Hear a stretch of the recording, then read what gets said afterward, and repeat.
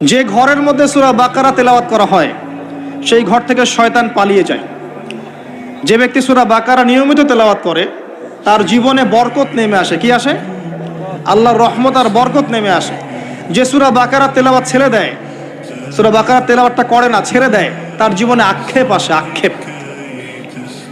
সূরা বাকারা এবং আলী ইমরান কিয়ামতের মাঠে মেঘের মতো থাকবে, যা পাঠককে ছায়া দিবে ইনশাআল্লাহ তাআলা। এছাড়া আপনারা জানেন যে প্রত্যেকটা হরফে 10টা করে নেকি আপনারা পাবেন। আলিফ লাম মিম বললে মিনিমাম 30টা নেকি পাবেন ইনশাআল্লাহ তাআলা। আয়াতুল কুরসি প্রত্যেক ফরজ নামাজের পর একবার করে যে পাঠ করবে, মৃত্যু ব্যতীত এই ব্যক্তির জান্নাতে যাওয়ার কোনো বাধা নাই। মৃত্যুবরণ করলেই জান্নাত ইনশাআল্লাহ তাআলা। আরেকটা আমল বলে দেই, সূরাতুল বাকারা এর শেষের 3টা আয়াত। আমাদের নবী সাল্লাল্লাহু আলাইহি ওয়াসাল্লাম মেরাজে গিয়েছিলেন।